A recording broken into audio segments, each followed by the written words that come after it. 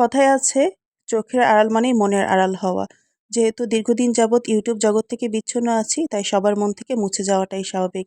তাই সবার মনে আবারও জায়গা করে নিতে প্রায় ৩ মাস পর নতুন করে আবার ব্লগ শেয়ার করছি। আসসালামু আলাইকুম ভিউয়ার্স, আমার চ্যানেল জান্স ব্লগস ভিডিওতে সবাইকে স্বাগত জানাচ্ছি।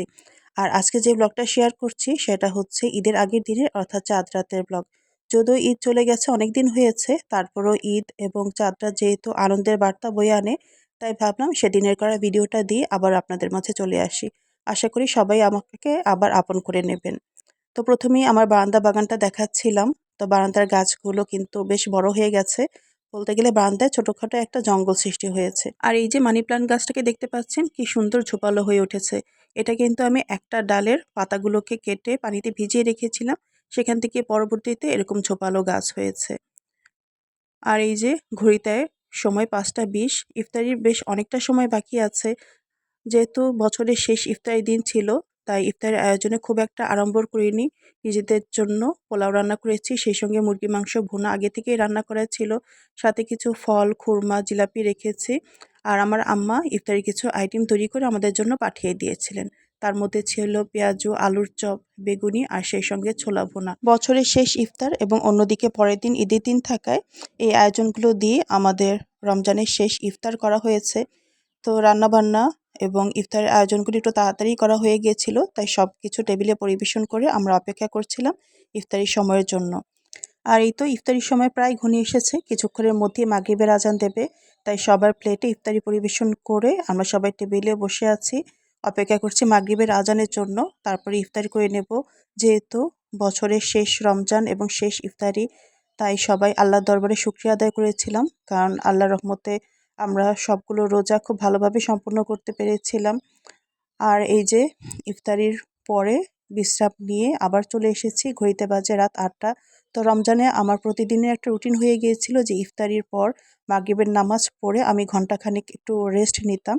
আর এই যে রেস্ট নেওয়ার ফাঁকে আমি আবার হাতে একটু মেহেদি লাগিয়ে নিয়েছিলাম। আগের দিন হাতে তালুতে আমার বড় মেয়ে মেহেদি দিয়ে দিয়েছিল, আর আমি ইফতারি করার পরে আঙ্গুলে বাটা মেহেদি লাগিয়ে নিয়েছি। তো মাশাআল্লাহ বেশ ভালো রং হয়েছিল। আর ঈদের দিন যেহেতু আমার বাসায় আসলে খুব একটা আয়োজন করা হয় না, কারণ ঈদের দিন সকাল থেকে রাত পর্যন্ত আম্মার বাসায় দাওয়াত থাকে।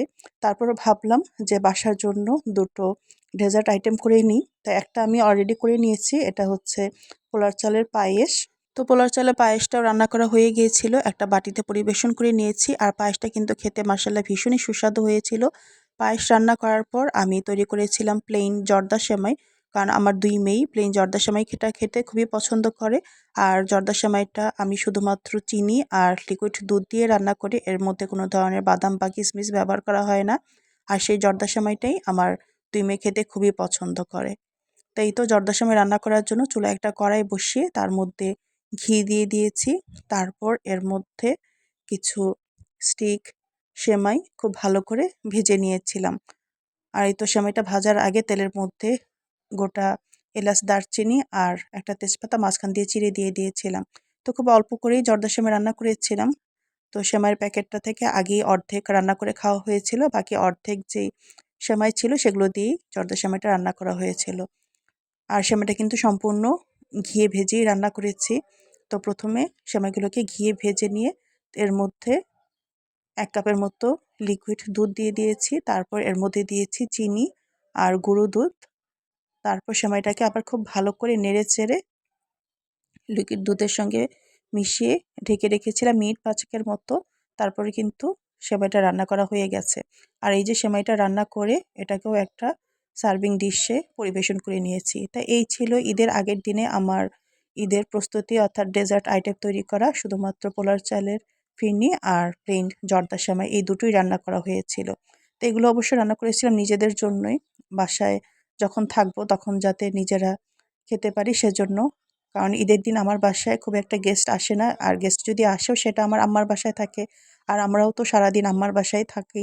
কাজেই গেস্ট আসলে আম্মার বাসায় আপ্যায়ন করা হয়। তো সেমাই রান্না করে আমি ১ কাপ চা তৈরি করে নিয়েছি।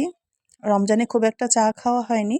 তো ভাবলাম যেহেতু শেষ রমজান, তাই ১ কাপ চা খেয়ে নিই।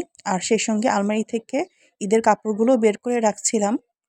কাপড়গুলো বের করে রাখছি যাতে ঈদের দিন আর ঈদের পরবর্তী সময়গুলোতে যখন বেড়াতে যাওয়া হবে যাতে কাপড় পেতে খুব একটা সমস্যা না হয়। আর মেয়েরাও অস্থির হয়ে গিয়েছিল, বারবার বলছিল যে কাপড়গুলো ওদেরকে বের করে দেওয়ার জন্য। শেষবারের মতো ওরা সবগুলো কাপড় খুলে দেখবে আর ঈদের দিন এবং ঈদের পরের দিন কে কোনটা পরবে সেটা ঠিক করে রাখবে। তো কাপড়গুলোকে আমি এভাবেই শপিং ব্যাগ সহই আলমারি থেকে বের করে রেখেছি। কাপড়গুলোকে আর ব্যাগ থেকে বের করে আপনাদের দেখাচ্ছি না।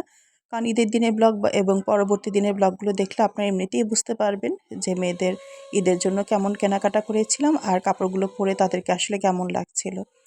তাই এই ছিল আমাদের ঈদের আগের দিনের প্রস্তুতি। আশা করি ব্লগটা আপনাদের কাছে ভালো লেগেছে। সেই সঙ্গে ঈদের ব্লগ দেখার আমন্ত্রণ জানিয়ে আজকের মতো বিদায় নিচ্ছি। সবাই ভালো থাকবেন। আল্লাহ হাফেজ।